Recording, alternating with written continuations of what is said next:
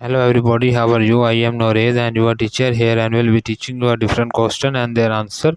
So I welcome you on classtheta.com where we'll be discussing questions. So let's get on the question. So our today question is, you have just been hired by a bakery that sells delicious cupcakes when they bet in ingredients flour, eggs, milk, and sugars. They use the expenses tabs and assign the cost to a cost of goods sold account. You need to set up an items of cakes. What item should use case?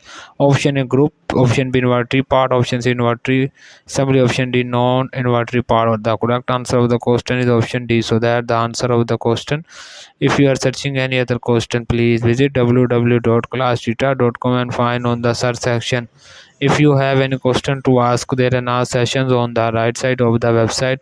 Fill the form and will be answering you as soon as I can. Thank you for watching this video. Please do not forget to like, share, subscribe our channel. Until next question. Bye bye.